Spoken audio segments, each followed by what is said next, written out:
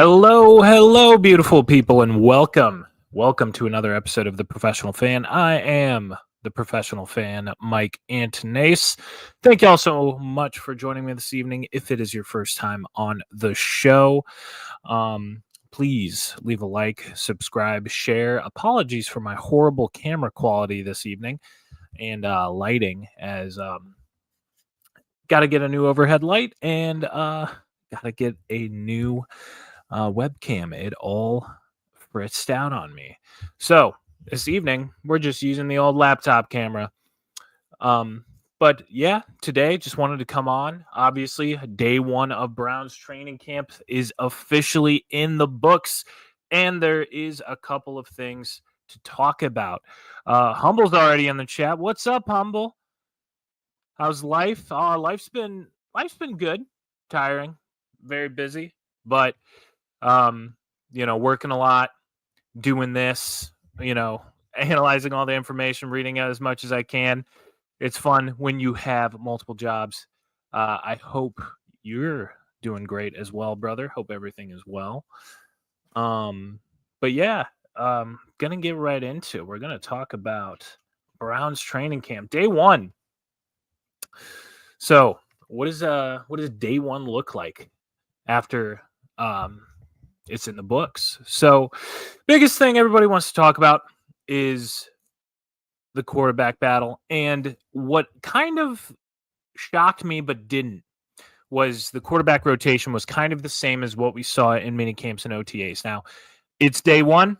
There's a lot of time that they could switch everything around. Tony Grossi came out and said that he believes we'll see a lot of Shador Sanders as well in preseason, which will matter. But yeah, the rotation was the same. First team reps was mainly Kenny Pickett, followed by Flacco, then Gabriel, then Shador. The play of the day everybody's talking about is a deep ball by Dylan Gabriel on a busted coverage. Now, it was a very pretty looking deep ball, don't get me wrong, but it was on a busted coverage. So I don't know how much I want to really get into it about that. But here, Dylan Gabriel's actually looked shockingly good, at least better than I was giving him credit for. The whole offseason, I wasn't a huge fan of the pick, but I kind of understood why the Browns did it. I like Dylan Gabriel, nice kid, great collegiate career.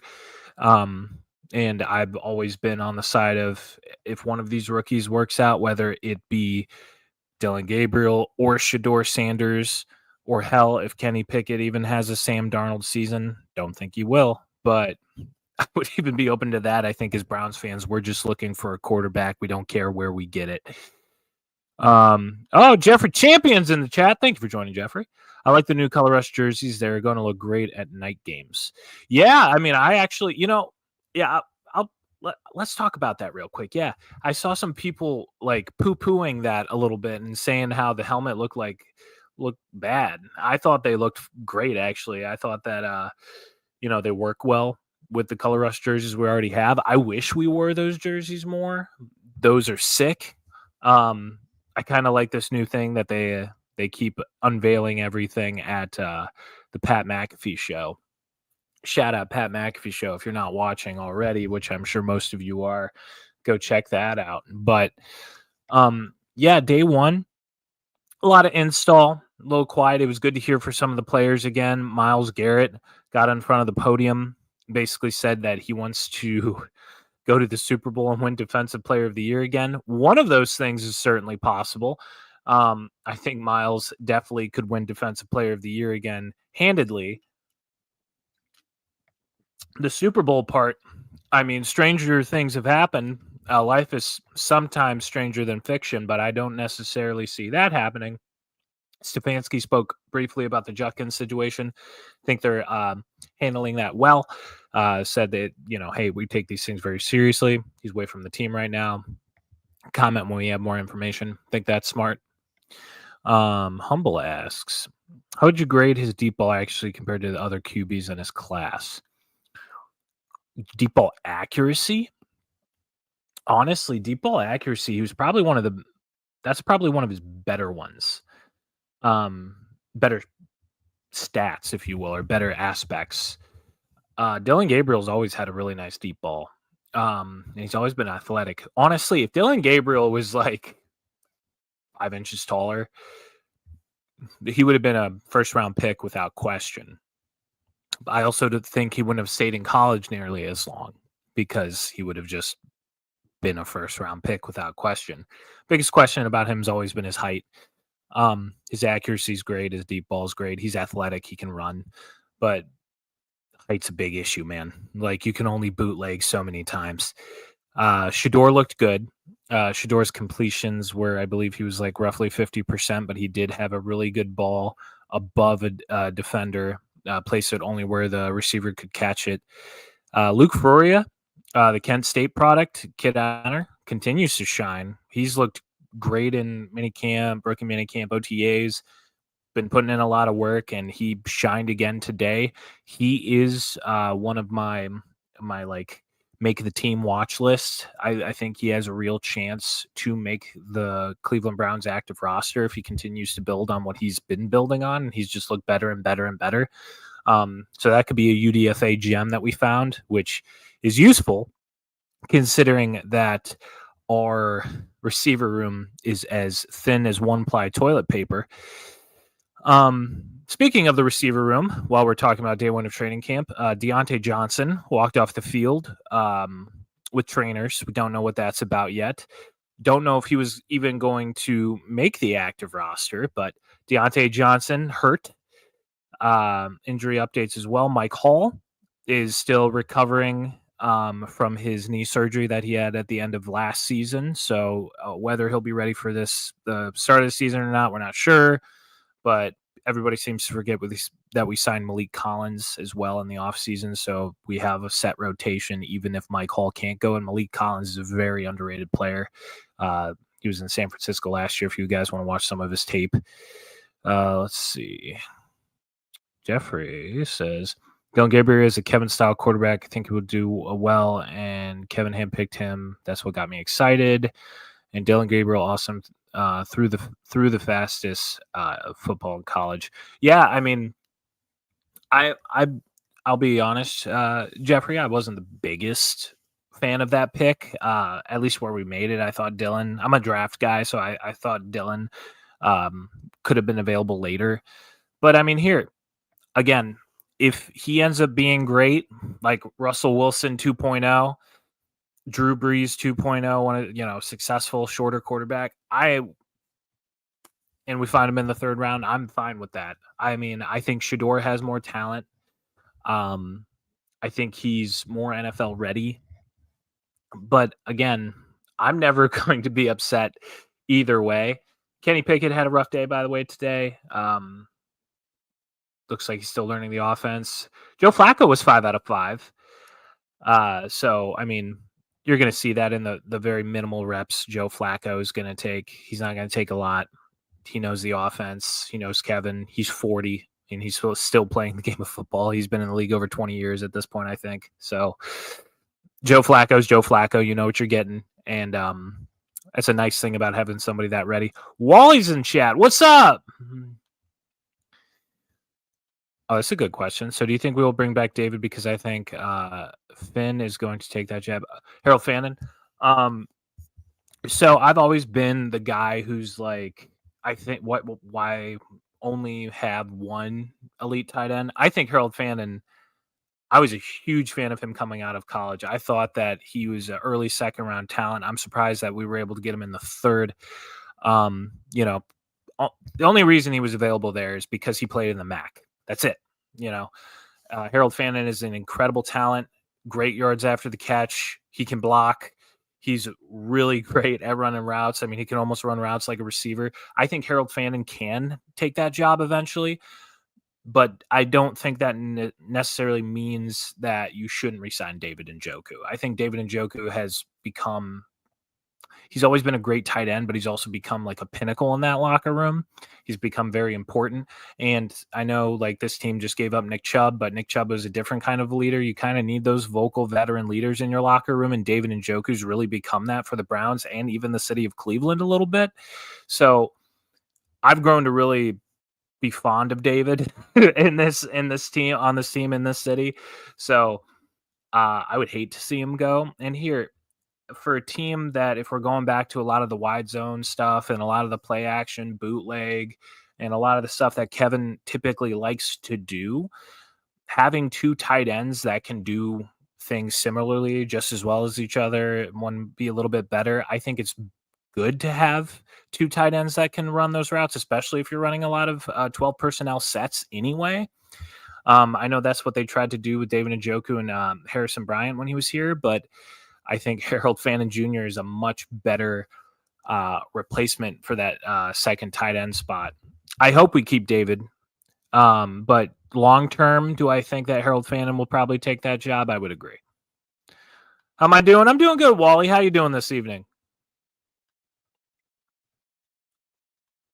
My issue with Sanders is that he's got Mac Jones. Are you saying like his arm looks weak like Mac Jones? He's he might not throw the fastest ball per se, but his deep ball accuracy was always on point. Like he was a very accurate quarterback in college, and a lot of stuff that he threw was deep balls. So almost to his detriment, he was always looking for a big play in Colorado, which, I mean, without a defense or a running game, I don't blame the kid. So, my biggest issue with Shador, if I have one, is like maybe the transition to the NFL, being coached by someone other than his dad. But that's like a cursory thing. Like I don't really think it'll affect him too much. But I mean, it could be something to watch and think about.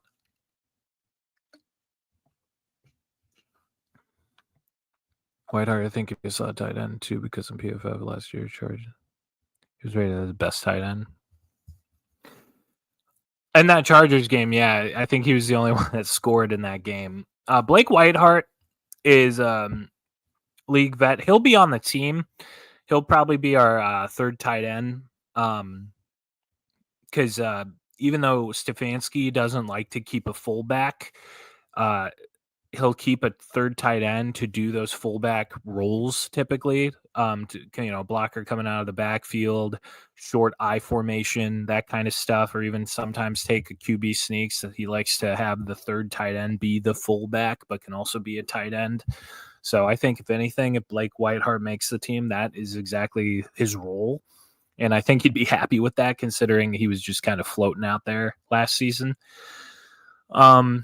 Running game. Oh, I wanted to touch on this too. With Quinshawn currently away from the team for obvious reasons, I'm not going to touch on too much. We've already talked about it.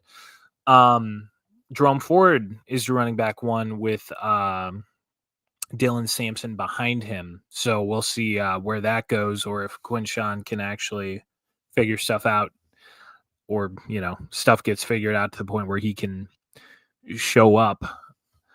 What other news we got from training camp? I already covered Mike Hall. Obviously, Deshaun Watson is on the pup list. David Bell is on the pup list. That was interesting. Like Deontay Johnson was hurt,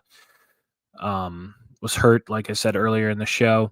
Another cool thing was Joel Bitonio during his press conference really talked up DeJuan Jones and the work that he's put in the offseason. And I think any of us who saw DeJuan Jones,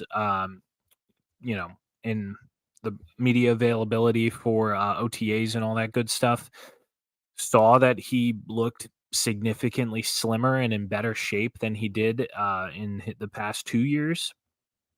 So he put in a ton of work in the offseason to get into shape, get healthy, get ready for training camp. It's shown from what Joel Bitonio said. And if you're getting praise from one of the captains of the team, the longest tenured Brown now, that is high praise coming from a Hall of Fame guard, Joel Bitonio. So it's good to see that DeJuan's getting well-earned praise for the work that he's put in. I really am hopeful that he can cement himself in that left tackle role this offseason. He looked good today, from what I've heard in training and in drills. So keep an eye out for DeJuan Jones. He's probably going to be our starting left tackle, and if he works out, then that's great. That's one less. That's one of the most important positions on your football team already solved. And speaking of Joel, kind of sounds like it's his last year. Sucks. Joel Bitonio is probably retiring after this year. His contract's up. And, the past 2 years, he's been even hurt a couple times, and Joel never missed games until very recently. That's not Joel Bitonio. And damn, it sucks. It sucks to hear that Joel is probably on his way out, but he's going to be on his way out in a gold jacket. Hopefully, maybe we can shock the world, make the playoffs, and give him something to be excited about his last year in the city. Or last year with the Browns. Maybe he'll stay in Cleveland. Who knows? Jeffrey says, I want Dameon Pierce, who fell down to the fourth running back on the Texans. He had 7.3 yards per carry last year. Yeah, Dameon Pierce is one of those guys that had like a ton of potential, had a really good rookie year, and then just kind of fell off. I know he struggled with injury his second year. I mean, maybe it can be a reclamation project. The Browns do like those. I don't know what they're going to do with third running back if they feel that they need one. I don't know if they think that the Quinshawn situation will be figured out before the season starts. There are other veterans available too, if that isn't the case, that they could bring back. There are a lot of running backs out there without a home, or there was a pretty strong running back class, but not everybody can make the team. So if there's a running back that gets put on a team's practice squad, we can sign him right off the practice squad. So I'm sure they'll be keeping their eye out for that, because Quinshawn will miss some time, even if he misses all of training, or he can get to training camp rather at some point. He will miss at least 5 games, if not more. But yeah, overall, good day. Kevin didn't say a whole lot.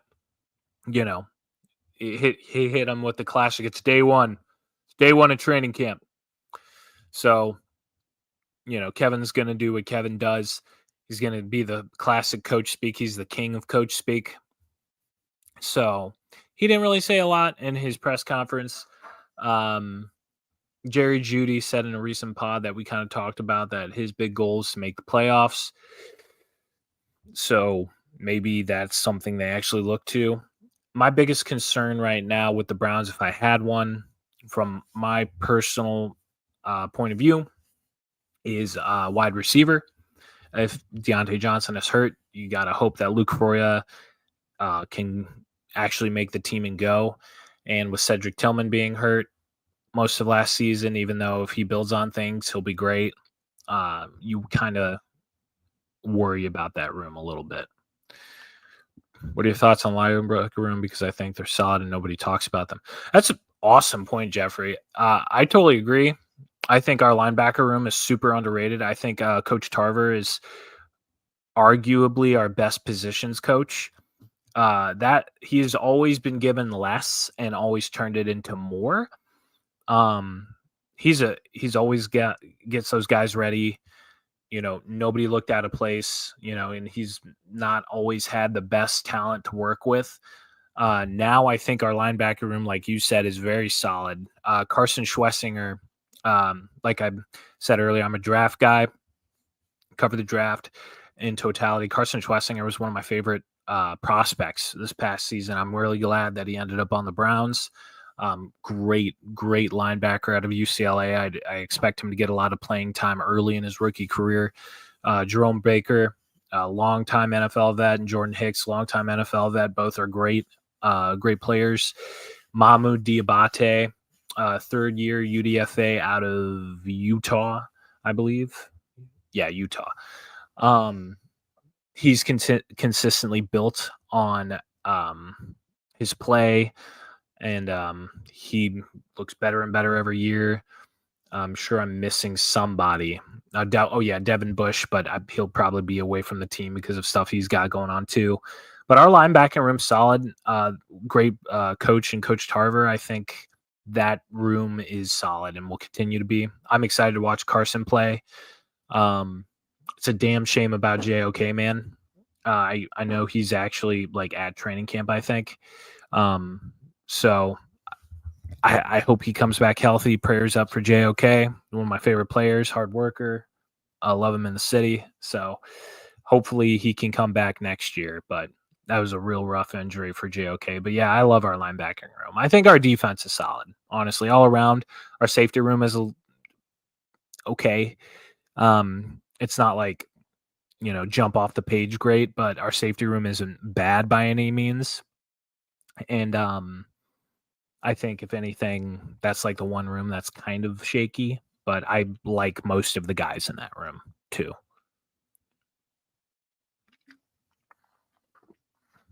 Would you be interested in Nelson Aguilar? He's a free agent. I think it would be a solid number two. I mean, number two.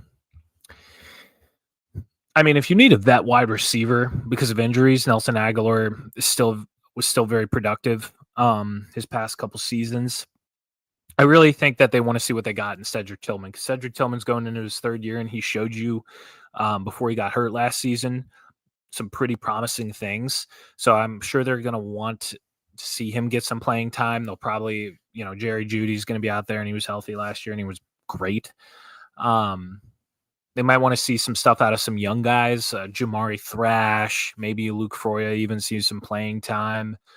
They got some young dudes that I'm sure they want to see some stuff from. And particularly, Jamari Thrash looked really good in OTAs. He looked like he got bigger.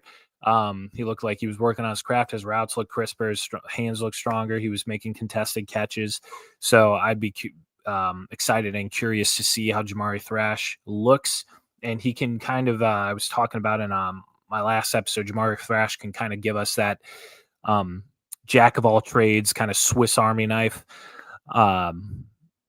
role that the Browns have been looking for, that they tried to get Demetric Felton to do, but unfortunately Demetric Felton just kind of didn't fit the bill. If you remember what the Browns tried to do with him, the kind of that Deebo Samuel role, I think Jamari Thrash could possibly do that.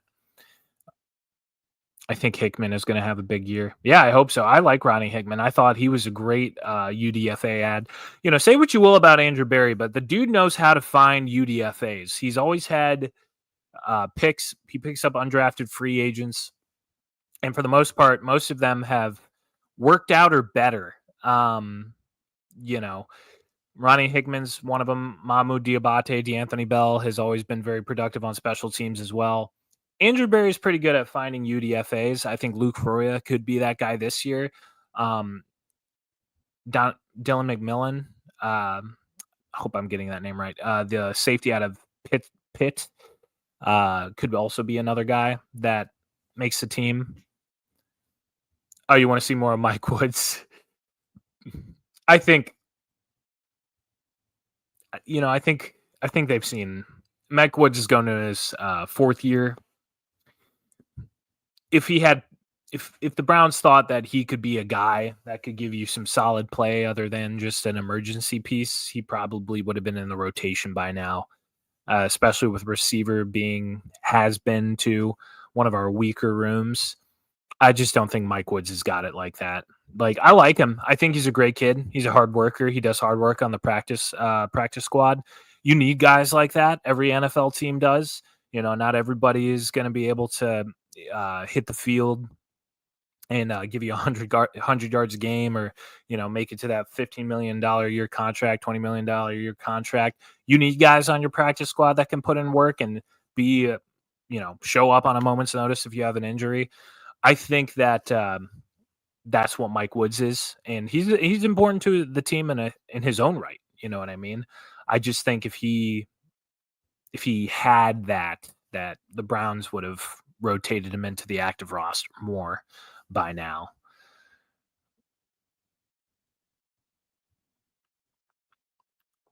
Oh, here he's asking a bunch of questions, brother. It's all good. I appreciate any feedback. Comment as much as you want. Anybody.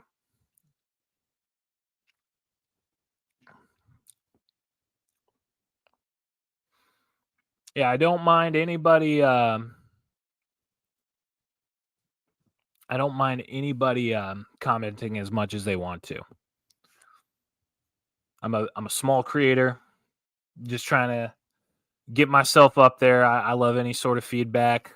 Sometimes it's me just talking into the camera. So if anybody decides to jump in the comments, ask some questions so we can talk some football, love that. I don't mind if it's one dude, two dudes. I don't care if it's like 20 people. You know what I mean?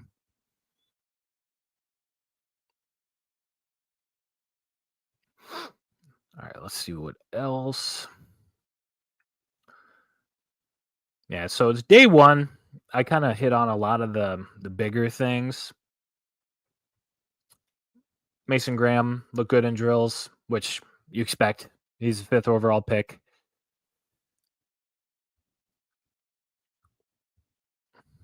Let's see.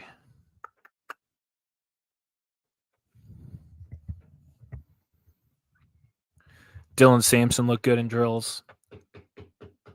That reminds me. I would not be surprised if Dylan Sampson takes the number one running back spot from Jerome Ford, if Quinshon Judkins can not, in fact, participate in the NFL season up until like week 10. We'll have to see how that all legality shakes out. I think Dylan Sampson's fantastic. I was a big fan of him coming out of Tennessee. I mean, Jerome Ford, veteran of the team. I don't love his running vision sometimes. I think he can stutter too much and, get tackled behind the line of scrimmage because of that. Hopefully moving back to the old wide zone fixes a lot of those issues. We'll have to see. I like Jerome Ford, but, man, it sucks about Quinshon. You get all that money, man. All that money. And then you just do dumb stuff like that. My call, I would be interested to see what he does at defensive end. He's only 200 points, so he can move out there. Mike Hill. Do you mean Mike Hall Jr.?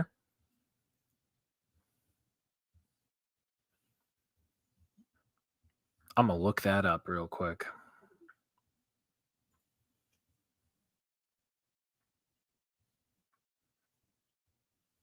Oh, I think you mean Mike Hall. Yeah, Mike Hall, he'll probably be lined up at 3 tech a lot. That's his more natural position, but they do Mike Hall Jr. Okay. They do move him around. They moved him around a lot last season. He is fast for such a big man. He is very fast. One thing I'll never forget this play. It was against the Bengals. Joe Burrow breaks the pocket and he's like, looking for a receiver, and Mike Hall is just lasering, beaming towards him, and just hauling ass after him. And Joe Burrow has to throw an incompletion because Mike Hall is just bearing down at him. From the 3 tech position, he is very twitchy. He's very fast. The dude that big should not be able to run that quick. I'm excited to see him in year 2 as well. He was a 52nd overall pick last year, but he is still dealing with that knee injury. He's not currently at training camp, or if he is, he's rehabbing. He had surgery at the end of last season. Can't remember what exactly he tore, but it was a knee surgery essentially. So he is still rehabbing. So hopefully he can be ready for the start of the season. We're still a ways out from the start of the season, 2 months basically. So damn, only 2 months. This year has flown by, guys. I don't know about you, but this year has absolutely flown by. And I'm so ready for the summer to be over. I don't know, wherever you're watching from, this Ohio summer has been awful. It has been nothing but storms and 90-degree humidity. Today wasn't too bad, but like most of the summer has been absolutely atrocious. I'm not one for the heat to begin with. I don't get sunlight generally here in Ohio. I'm the opposite of a bearded dragon lizard. Don't put the lamp on me. Yeah, Mike Hall should be great though. It's been a long day. Calling myself a bearded dragon lizard, or the opposite one rather. But yeah, that actually brings up a good point, or makes me think of something. What I'm curious to see is in training camp who's getting the first team reps at the other end of Miles. Who else is starting on the other side of the defensive line? Is it going to be Alex Wright or is it going to be Isaiah McGuire? Um, I really like Isaiah McGuire, dude, but like Alex Wright has done nothing but work and get better every year of his career. And before he got hurt, he had 5 sacks, and he was on his way to 10, which is great. He had all of the tools and traits coming out of UAB, just didn't have the numbers. And he can line up anywhere too, kind of like Mike Hall. Alex Wright can line up at 3 tech. He can line up at edge. He's going to drop into coverage a little bit. Isaiah McGuire can't do that. He's more of a true defensive end, but Isaiah McGuire is one of the best run defenders in the NFL at the edge position. So I'm curious to see how they do that. I know both will probably get a lot of playing time. I know Isaiah has another year left on his rookie deal besides Alex Wright. So who knows how that goes. And we do have 2 first-round picks next year. I wouldn't be surprised if one of those was used on a defensive end because, I love Myles Garrett, and he's going to retire Brown and go to the Hall of Fame. But we got to have a succession plan sort of ready for that. He'll play out the end of this deal, but I don't know how much reasonably Myles will have after this contract's over. He'll be 35. So in football years, that's not very young. But he's Myles Garrett. So he very well could be, he's an alien to begin with. So he might be fine at the end of this deal and he'll be like, shit, I can play until I'm 50. Tom Brady of the defensive end position and just, be dominant forever. Who knows? I always thought Myles Garrett's like a mutant from X-Men, man. That dude is insane. Shouldn't exist.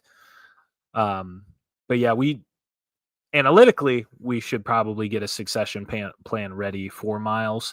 I think the little rotation that we have going between Alex Wright and Isaiah McGuire and Joe Tryon-Shoyinka is a pretty decent rotation going across for Myles. And I think all 3 of those dudes can kind of hold it down for a play or two while Myles gets a breather.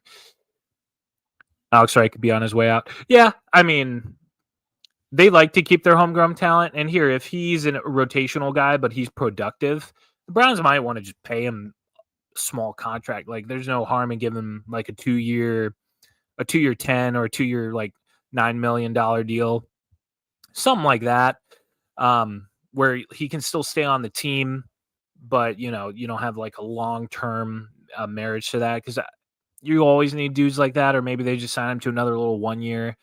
I like Alex Wright. He's gotten better every year. He's been on through a lot of volatility on that defense. He was under Joe Woods initially, and then he's really shined under Jim Schwartz's defense. So I like Alex Wright a lot. Dude just works. And he came from UAB, which is not a big football school. Actually, they just like reinstituted their football program like right before Alex Wright went there. So like it's been really cool to see his progression. So I hope he stays in Cleveland. I really like him as a dude and as a player. Isaiah McGuire too. Both of them are great. JTS has more upside than Alex Wright. That's why I think Alex Wright might be on the way out. Yeah, I mean, Joe Tryon-Shoyinka does have more upside. He was a former first-round pick, but he hasn't been very productive in the NFL, and he has been in the NFL for 5 years now. So he has a year on Alex, and he had the more accolades as a first-round pick. But as far as like in the NFL productivity, they're almost neck and neck. I would say Isaiah McGuire has a little bit on an edge on both of them because he can get sacks, but really where he shines is like just setting the edge and run defense. He's an excellent run defender. Isaiah McGuire was great at that in Mizzou. He's great at that in the NFL as advertised. And also you're paying him a 4th-round salary for the next 2 years. So, Isaiah McGuire probably has that edge. And if he can just learn to bend a little bit, if he got a little bit stronger, I really didn't watch him too much today. So if Isaiah McGuire can just learn to get around the tackle just a little bit better, a little bit quicker, has a little bit better of a first step, Isaiah McGuire is going to be a force to be reckoned with, and he will get a second contract if that's the case. But I like Alex Wright to stick around. Don't know if he will. Corners wise, Martin Emerson and Greg Newsome are both in their last year. That's another thing. So we're going to have to watch during the season how both of them are doing. I prefer to keep Martin. Martin's shown a lot more in a short period of time. Had a really bad down year this past year, though, but it was an uncharacteristic year all around for the Browns defense. So hopefully we can come back stronger. But yeah, guys, just kind of want to go on here, break down day one, break down all the tidbits, little highlights. Not a ton happened, but enough of note happened. Some of the stuff in the rumor mill to cover real quick. Terry McLaurin has sitting out, and the Browns are being floated around as a possible trade destination. I'm not quite there yet.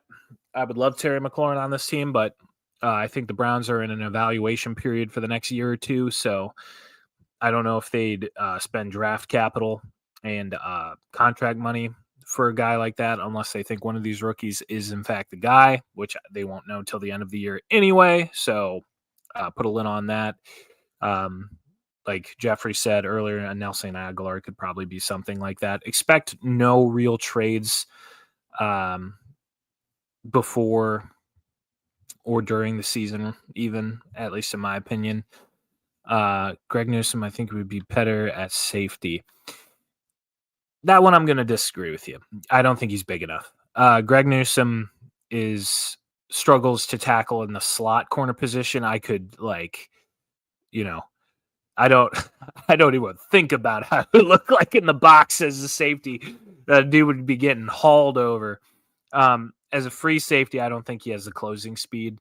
He's really good zone corner. That's really where he shines, and pass breakups, and he's good out of the break. That's why they moved him to the slot, is because his closing speed is just not as good as Martin's. And Martin can do it, and he's also much taller than Greg. So the fact that Martin has that edge on him is the reason why they moved Greg to the slot to begin with. Martin Emerson could certainly play safety if he wanted. They could move Martin to safety if they needed to. They won't because he is good at corner, but if anybody can play safety, it's Martin. But yeah, guys, that's going to do it for tonight. Thank you all so much for joining. Thank you for all the new chatters and new watchers. If you're just in the background watching, want to thank you guys so much. If you are new here, please, I hope you enjoyed the stream and like the stream, all that good stuff. Leave a subscribe. We're close to 500 subscribers and getting monetized. So if you want to just hit the subscribe button, you don't even ever have to watch again if you don't want to. I hope you do. But if you don't, that's fine too. Either way. And if you share this content, just quick little Twitter share, or X now, my bad, or Instagram, what have you. Greatly appreciate it. You can find me on X and Instagram, but mostly X. Share a lot of Browns talk, all that good stuff, Twitter Spaces. We also do a show on Sundays with the main host of this channel, Joseph Latman, as that is why the channel is called Joseph Latman. Real Media, we cover sports, NBA, NFL, life, liberty, pursuit of happiness, all that good stuff, content. So if that sounds like your cup of tea, please like, subscribe, share. Greatly appreciate it. Thank you all so much for watching. And as always, I love you very, very much. Hope you have a wonderful evening. And please always remember to stay professional. Thank you. I'm Mike Antonace, professional fan. Have a great night.